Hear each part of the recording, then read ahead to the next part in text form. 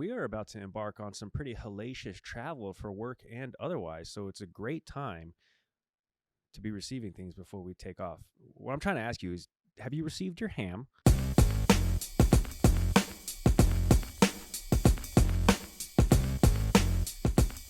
What a way to start the show. Hi, have you received your ham? For those of you that are first-time viewers, listeners, multi-platform show. To the Elle Duncan Show, welcome to it with Gary Striewski. We like free. Most people do. Sometimes, unintentionally, you get gifted and blessed. Let's say with a honey baked ham because you shouted them out on the last show. They deserve it. Just for how delicious their sandwiches were at Laura Rutledge's child's birthday party. And lo and behold, sometimes you just throw these things out into the atmosphere and the universe rewards you with a what, Gary? With an entire spiral sliced honey baked ham. 8 pounds, baby. On our doorstep. Just right there. I'm like, glazed and everything, ready to go. Yo, I am so impressed and also a little weirded out. How do they know where I live? The ham fam knows. Ryan, the ham fam, he knows. It just appeared, just Gary. Showed up and it was there. Because a lot of times people will spoil it by like reaching out for we heard you shouted us out. We'd love to give you something. They were so smooth. They just tweeted at us like winky face, like, bet your kids are going to love this ham. So of course, what do? I run to the group text for the podcast along with our great producers, Sarah and Christina. And I'm like, yo, is this indicative? Is he intimating that we're going to get some fresh, delicious, smoked swine right there on our door? Wow. And lo and behold, the ham showed up. Shout out to the ham fam. Yeah. Now it's time to start the show presented by Rolex. They'll really keep us on time. That's it right. never stops moving. Just like the smooth ride of the all-new Lexus IS 300. You know, some might say, I just want my roly with a dab of ranch, Hidden Valley Ranch. Yep. Which could also sponsor this show. What an eclectic mix. We're going to need something to wash that down with. What could it be? I don't know. We'll think about that over a ice-cold glass of Coca-Cola Zero. Hey, you're from Atlanta. Why do we not have a Coca-Cola Zero sponsorship? Your guess is as good as mine, you know? All right, Coke. Get on it. Please. Are we done being shameless? Yes. Let's start the show. Okay. So week 5 of the NFL just wrapped up. Week 6. Week 6 of the NFL. We're really rolling. Yeah, we are. And of course, we love to bring you the internet's favorite segment, at least the segment of the internet that is incredibly ADD like we are. Also, ADHD, Squirrel. You're welcome here. Right. So we like to do a little something where we wrap up just a whole weekend of NFL action for you in, 2 to 3 minutes, depending on how many ADD tours we take. Boom, boom, boom, boom. It's time for Too Long Didn't Watch NFL Week 6. And it's an international program, so we're going to foggy London town. The Ravens went there and turned football into soccer against the Titans. 6 field goals from the Ice Road Tucker. Oi, bruv! The Ravens beat the Titans. I love that you sort of abandoned Chip on the accent like immediately. I don't have many. You bailed. I don't have many to go to. The Ravens went to London and turned football into soccer. Oh. 6 field goals from the Ice Road Tucker. Oi, bruv. That was very Sweeney Todd of you. Gosh. It got a little that way. A little bit. The Niners losing to the P.J. Walker-led Browns is a reminder that even supermodels fart in the bed. Side note, so glad that P.J. Walker could leap from the 6 p.m. slot on UPN solving legal issues for his quirky neighbors to go quarterback for the Browns. Damn, that was a deep pull. Also, get the farting out of the way early in a relationship. It just allows the relationship to be more free, be more open. No, but don't intentionally do it. Like if something ekes out, don't run from it. Don't be embarrassed. Don't claim you didn't do it, but don't just proudly be like, let me force this issue and toot in your face just to say we've done it. That's gross. Oh, yeah, no, don't do that. After beating the undefeated Eagles, the Jets are now 3-3, and Aaron Rodgers is walking without crutches. We are about to see a rehab faster than Ja Morant's 8-day Florida rebirth. Y'all remember that? Y'all remember that, right? It was quick. If you blinked, you might have missed it. But I know you remembered it. To that point, after a 2-0 record since chastising the organization, if the Jets keep winning, he'll have to go back to Joe Theismann again. Oh, gosh.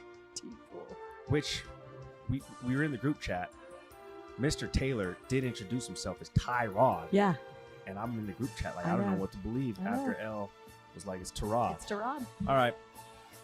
Our borders might be compromised, but at least the defense in our nation's capital is still airtight. 3 interceptions for the Commanders against the Falcons. Like Elle would say, get rid of him. Damn. We've got more synergy than he's got with his entire receiving corps. I know, that's crazy. The Lions pummeled Tampa Bay. Only fitting because they were wearing those creamed sickle uniforms. A throwback from the time that the Bucs used to wear them and had the worst winning percentage in the entire sport. Why not just make Annabelle your mascot while you're at it? Oh, timely. Connecticut. You can still see the real Annabelle doll somewhere in, like, nearby I Southington. learned yesterday for the first time in my life that Annabelle's like a real doll, like a real story. Just right down the street in Connecticut. Yeah, it goes on tour. In Southington. Yeah, they keep it behind like double pane bulletproof glass. Yeah. Yeah. Why would you pay for that? People are weird, man. It's true. People pay to see the Falcons. Bulletproof glass both ways. Because you don't know Annabelle. She did that itchy trigger finger. All right, here we go. The Texans, with their 3rd win of the season, have already matched their win total from all of last season. Houston remains high off that Stroud pack. Chopped and screwed. Still tipping. You got that Stroud. Miami has almost 3,000 yards of offense through 6 games, second most in NFL history, behind only the 2000 Rams, affectionately known as the greatest show on turf. So are the Dolphins then the wettest show on surf? That's good. Do you like it? That's good. I really worked on that one, actually. No, that's good. I could tell. You really put some thought into that one. The greatest show on turf was nasty. Yeah. Isaac Bruce, Torrey Holt, I know. Marshall Faulk, Kurt Warner, Ricky Prohl, The Finns, White Lightning. The Finns are right behind them. They're about to be in front of them. Yeah. They're the scariest offense we've seen in a long time. Yeah. Super spooky. On the other end of that is just the spooky and the scary, but none of the, like, in a good, positive way. Mm-hmm. The Panthers. And of course, this wasn't It's just a tough go. the Dolphins beating up on the Panthers. This was also Bryce Young versus Tua Tagovailoa, former teammates at Alabama. Bryce is like, I wanted to go to Alabama because of Tua, because of what he did. He was Tua good. And at the end of the game, because Bryce Young is now 0 for 5, and however, in really good company. We're at the point of Bryce Young's very early career where, like, at first it was like, I think the first couple of weeks we talked about Bryce Young and it was like, ooh, these problems are, this is problematic. Like, this isn't good. Now we're at the place where it really feels like kicking a puppy. So now we're doing things like saying, don't feel bad though. Look at all these other great quarterbacks that also were really bad to start their careers. And there's quite a list, right? You look at the other quarterbacks since 1967. Okay. To go number 1 overall. Yep. And then lose at least their first 5 games. Jared Goff. Oh. It's worked out. 4th highest QBR in the NFL right now. And they just keep winning. Eli Manning. Oh, a couple Super Bowls. Couple Super Bowls. Patriot killer. Psh. Probably going to be in the Hall of Fame. Looks awesome in a 3/4 zip. Tim Couch. No, regular quarter zip, Yeah. not 3/4 zip. Tim Couch. Okay, who's next? Right. Alex Smith. Oh, Alex Smith. Yeah. Yeah, one of the highest completion percentages in NFL history. Had a long career. Yeah, hell yeah. Trevor Lawrence. T-Law, man. You know? The book is still not written on him. No. And Vinny Testaverde. You talk about the Tampa Bay Cream Schools. Shout out to the U for Vinny. He had like a 47-year career. Beloved. Yeah. Yeah. He played till he's 60 years old. So the book is certainly not out or written on Bryce Young, but if things are not going well. And they were going so poorly that Tua, and only a way that Tua could, because a lot of times the guys will just sort of blah, blah, blah to each other when they meet at the end. Quick and then they'll little dab. talk later on. Yeah. That's what you don't know. They meet in the tunnels. They meet in the parking lots. Like, they talk. They just hit him on text. Tua decided, I'm going to have this conversation right now. I'm about to Tim Tebow, give him a halftime speech in his ear. And it lasted about 30 seconds. I watched it happen live. Bro needed a hug, and Tua was there to give that to him. And probably a pep talk. And also that too. What do you think? Or was it a pep talk? Well, what do you think he was saying? Well, it was quite lengthy at the time, and I don't think maybe he wanted to like dwell on what just happened. Because Bryce is 0-6. And by the way, just optics-wise, Tua's not the biggest quarterback in the league, but he like swallowed Bryce Young up. Yeah. That just goes to show like how he's not a huge man. Correct. And that's neither here nor there, but it's just again another optical illustration of like Bryce Young still is going to put on that NFL man weight. What was he saying? Bro, I'm telling you, bro. Everybody is down on crypto right now, bro. Which is why now is the time to buy crypto, bro. That's on everything I love, bro. Buy the dip. Trust. Buy the dip. Is probably what he said. Yeah. I'm guessing. Something like that. I mean, Tua's in Miami now. A lot of crypto bros down there. There is. I feel like for a while there, maybe you could like buy part of the Miami Dolphins with crypto. Maybe I just made that up, but it feels like something that probably you could have happened.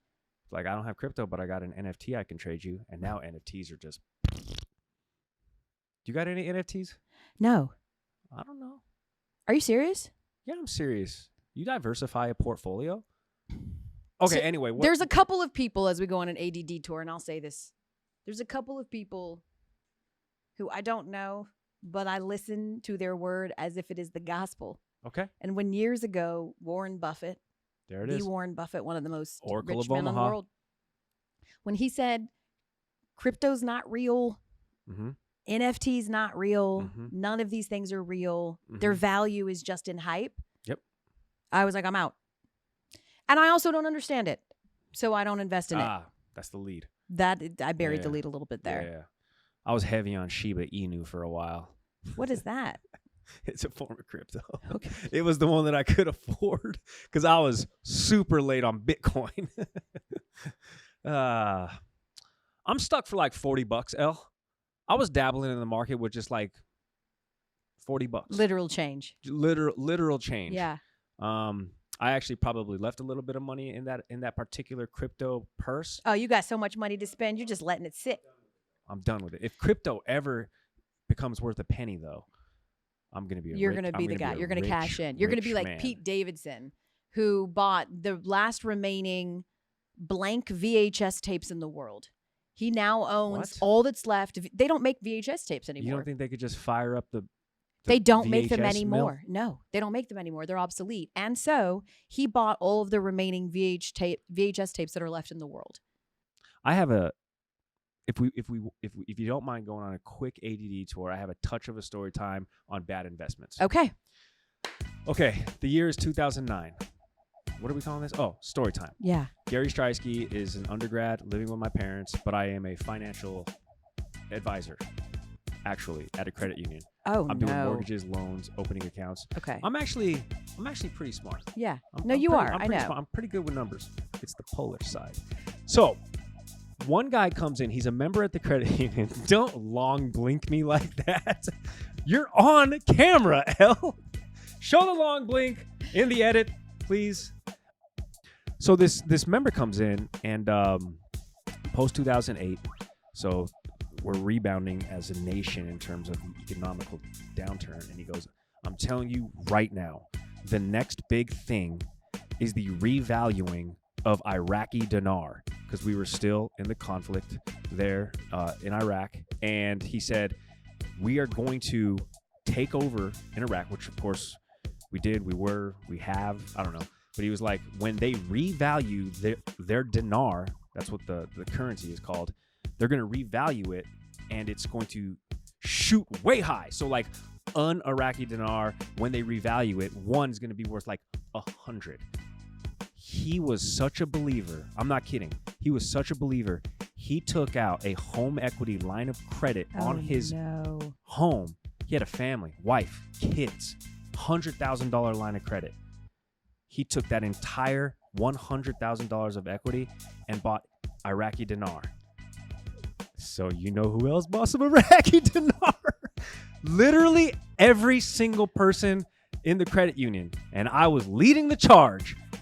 You were promoting it. Like, you were going around, you had like spreadsheets. You were like, I've got something. I've got some inside information. This man has mortgaged his whole life on this. Yeah. And I don't know this man, but clearly this man can't be this stupid. He must know something. I'm just going to blindly follow this man I don't know. My boy got equity post 2008, so he clearly did something right. Nobody had equity. Everybody was subprime lending and subprime borrowing, but this dude was in the black. So I said, well, if he's pretty smart with his money, and I haven't heard anybody else talk about this, I'm going to buy, at the time, I was making $15 an hour as a financial specialist, and I was living at home. So I had a little change to spare. You could say I didn't pay rent. I spent $500 on Iraqi dinar. I'm still waiting for it to revalue. Elle, I'll bring it next time we're in studio. I have the crispiest of crispy bills of Iraqi dinar. They're like red maroon. They're beautifully illustrated. They're so pretty. And when they revalue, they're going to be even more beautiful to look at. We've been waiting how many years for this to happen? We're going on 2 decades. Hey, it's like a U.S. savings bond. Oh, sure. It's like it's interest that's being elongated. Yeah, but they're supposed to appreciate with time. Correct. And listen, I've appreciated over the time that the lesson that you learned in blindly investing in things you know nothing about. The $500 lesson is worth so much more. And I'll put an end to this quick story time by saying, that member defaulted on his loan.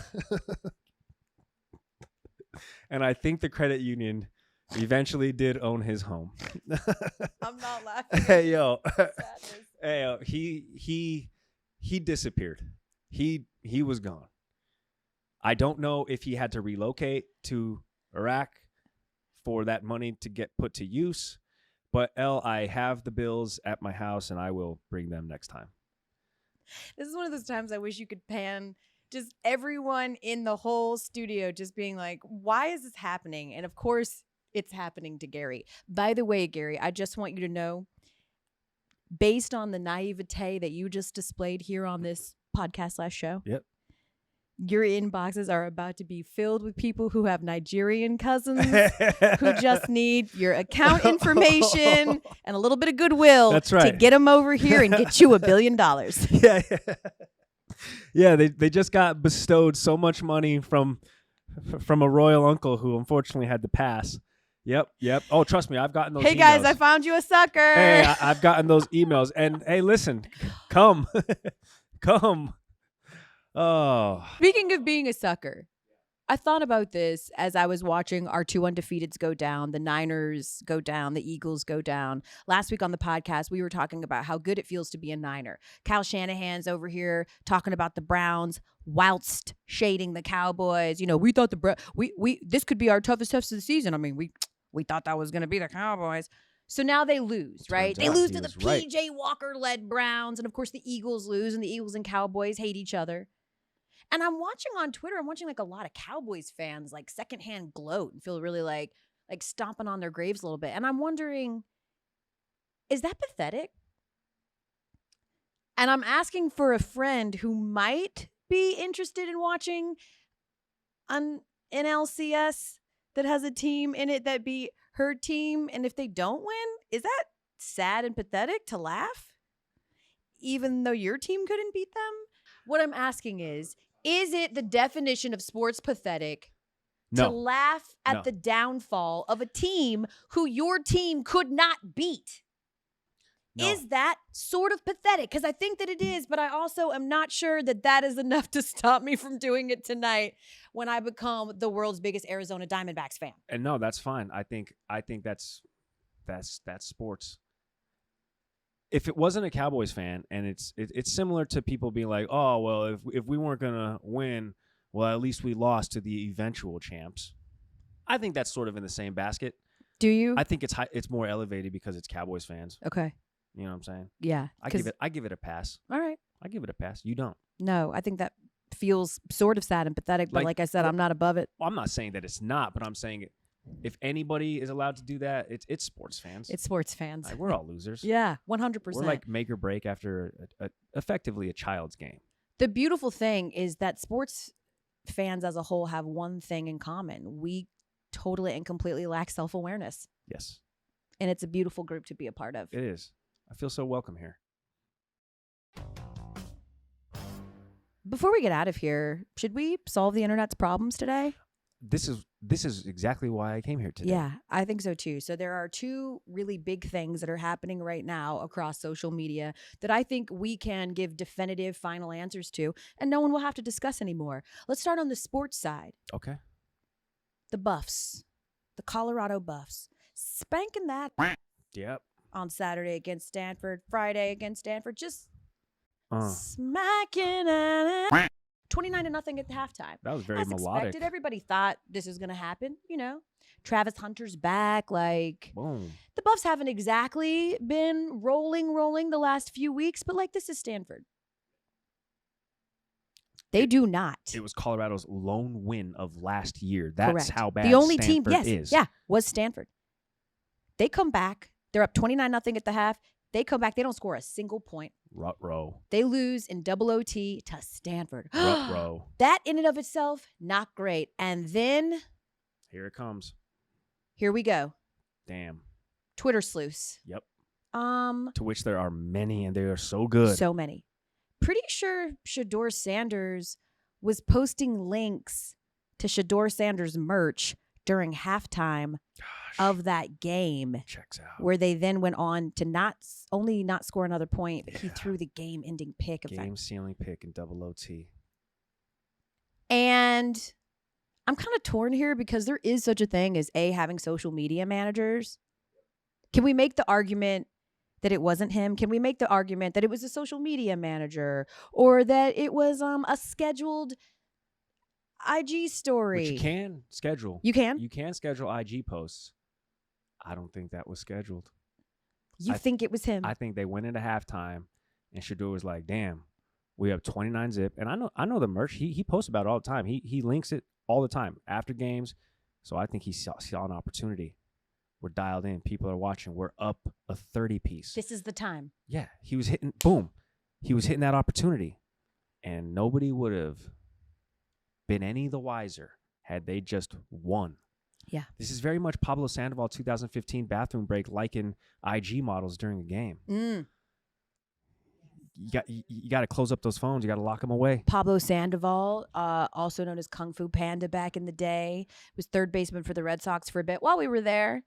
Pablo came there having done some things. It was not a great run for... Three-time World Series champ. Yeah. Replicate that in Boston. It was bad in Boston. And at the time, he was under a lot of pressure for not being able to be who he was and being... Belt was under a lot of pressure, too. Yes. Yeah, that too. He kind of came from like a lovable Kung Fu Panda to, you know... Can't do that in Boston. It just was all bad for Panda at the time. And then he was busted doing what again?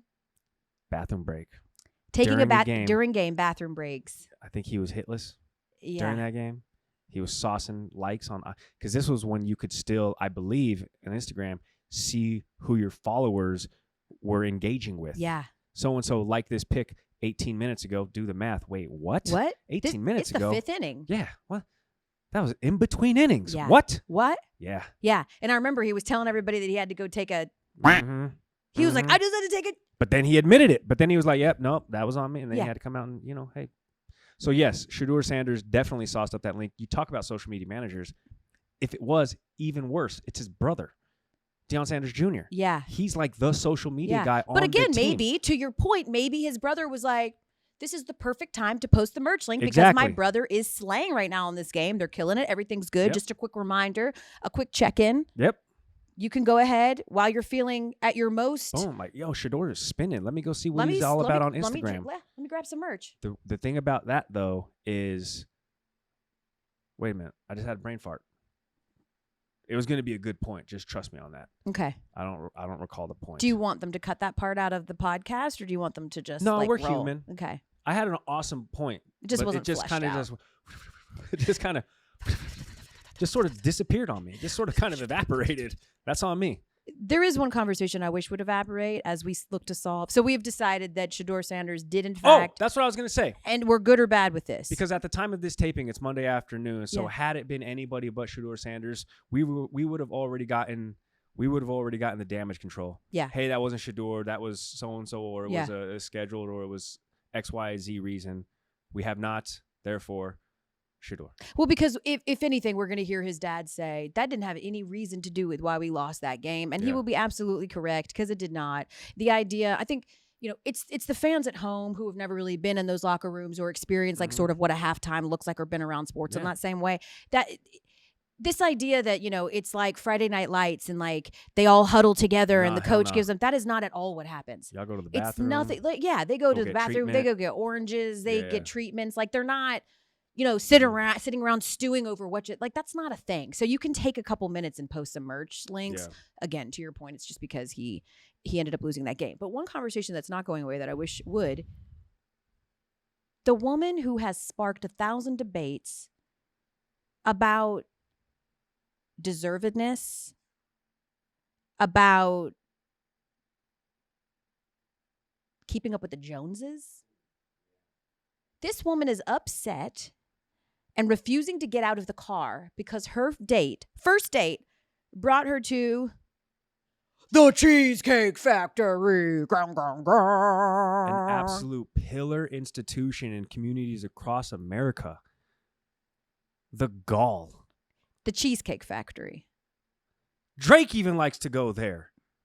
It's a first date. By the way, you could say whatever you want about the Cheesecake Factory, how big the menu is, blah, blah, blah, blah, blah. It's a phone book menu. It ain't cheap, okay? The not. Cheesecake Factory is not cheap. You don't go there because you're a cheap date. This wasn't IHOP he took her to. He didn't take her to Taco Bell. Delicious, but let's be honest, known for their budget-friendly prices. Hell yeah. And she refused to get out of the car. That was crazy. You stuck up, entitled... Boom. I can't stand the idea that that we're giving this woman the opportunity and ability to debate whether this was a good first date or not. I don't think there was much of a debate. I've read the comments. Everybody was team cheesecake. Everybody likes to go there. And the point that maybe some people even if some people were like, yeah, cheesecake, ew. That's a small sliver of the overall population who are in tune with this story. But she was late, and that's why they missed their original reservation. Correct. This was a backup plan. My dude had a contingency plan in order. Correct. That's crazy. That's crazy. That's Nobody green does that. flag city. Yes. Green flag, green flag, green flag. So many green flags. An appetizer, $17.95 there. Thank you. The Buffalo Blaster, insane. I know. I don't get it. Name another place where you feel like Italian, you can have that, and I can have Chinese food. You could have that. You can visit every single national wonder in every one continent. visit. Right there in one visit. It's unbelievable. And get some Linda's triple chocolate fudge cake to go. What is wrong with you? Yeah, I don't get it either. We have a cheesecake. I mean, we're here in Central Connecticut. There's a cheesecake right where I live. Right down in the city. Every time I walk by it, it's packed. It always is. It's packed. Families, dates, people eating by themselves, people who are just getting stuff to go. I also think that's because we come from a basic generation. Like, we're basic. And coming from the South, where it's all fast food chains or it's all chains, moving to like New England, where it was none of that, where everything was like a hand curated mom and pop store with like some history, I was like, what is this?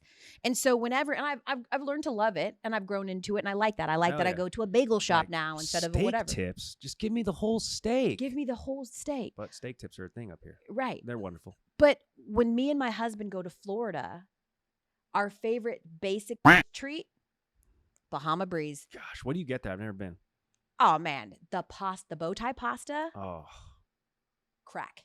Yeah. The weird drinks that you like stuff a beer in on one side. It's a margarita, but then they like drain a beer in it. Oh yeah. How does the gravity work? I don't know. The physics are impossible. That's what I'm saying, Gary. Bahama Breeze is magical. And then by the time you're done with that drink, you don't. The rest of the night is a breeze. And she's too drunk to even wonder how the gravity works in that. Omar's like, getting you to bed with me is the breeze after Bahama. And it only cost me $13.95 for this appetizer. Damn. The last thing that we'll answer. So we've definitively all agreed that this woman is the worst Cheesecake woman. Factory's crazy. She's That a horrible that woman. Wild. 48 oysters is way too much. But is she that the one? worse than Jada Pinkett Smith, No. who is actively trying to destroy Will Smith more and more each day? For what's the end goal here? I don't understand what's happening. I Do feel you hate so this bad. man? Well, the answer is yes. Yes. I mean, for those of you, just a very quick recap. Jada Pinkett Smith recently reveals, because she's got a book coming out and she's trying to sell it, that, surprise, me and Will have actually been split up since 2016. I don't know why he slapped that man and called me his wife. That shocked me that he would call me his wife because we are not together. But we did pretend to be together for the public, but that was because of Will and not because of me. And now I'm just trying to speak my truth and you guys need to feel something for me. What? And I have such a simple brain that description to me and everything that has transpired on social media, maybe I'm too dumb to comprehend, but I know what it makes me feel. And it makes me feel terrible for the men in black. That guy is an American hero. He saved us from aliens on multiple different occasions. He saved us from robots. He didn't cure CTE, but he brought it to the forefront in that one movie Where he did that horrible accent. Will Smith is a treasure, and I feel bad for him. That's true. Will Smith has really... He's done everything. He saved, well, what was left of the world from zombies. He saved his... He didn't save his dog. He couldn't even save his dog. Whoa. First of all... That wasn't iRobot. That was I Am Legend. A lot of eyes. Yeah, there really is a lot of eyes with him. I'm just here to definitively say, whatever Will Smith did to Jada Pinkett Smith, enough. Yeah, please stop. Wave the flag. Please stop. This is brutal, and it's getting worse by the day. Good God, woman, please stop talking about this man. Please. Just Voldemort Will Smith. Jesus. Just damn. Come up with another name. That is the Fresh Prince, man. It is just really getting pretty hard to watch. And so with that, Will Smith, if you're listening, this is a safe space for you. Yeah. If you want, you can come here. We'll never talk about her. We'll never talk about that slap. Yeah. Team Will Smith. Facts. Unless Chris Rock wants to come on the show, at which point I really like Chris Rock. So then Team Chris Rock. Oh. Yeah. I'll turncoat you in a minute. Well, that's for another episode. We were done. No, I joked. I'm like 38 hot. I joked last week on Taking the L on SportsCenter that like, oh, okay, my Braves suck, but at least like I got my Georgia Bulldogs and we haven't lost in 2 years and we're streaking for another national championship. And I joked because I showed a picture of Drake wearing a damn Georgia polo. Like, oh no, I literally said that. And we came back in here because I just got the alert that Brock Bowers, baby Gronk, the best tight end in sports, or at least in college football. Best weapon. Our only weapon. Best weapon. Hurt his ankle against Vanderbilt and is out for the season because he has to have ankle surgery. That sucks. I'm like, listen, I love Drake. I love him as an artist. I have said time and time again that if I had to pick one person on a deserted island, I choose his discography because it's just so vast. But with all due respect to Drake, leave us alone. Why do you keep doing this to us sports teams and to our fan bases? Drake, stop it. Drake, you gotta start shopping at the Gap, dude. Nothing with a logo, nothing with a mascot, nothing with words, bro. Banana just wear Republic, white tees. Kirkland Signature, bro. They sell them in a 6-pack, dude. Like, please stop Please, this. Drake, we didn't do anything to you. I don't even know why you had that polo. Lululemon, bro. Why? Something. Logoless, bro. Stop it's tagless. breaking us. The three-peat probably not going to happen. That was Elle.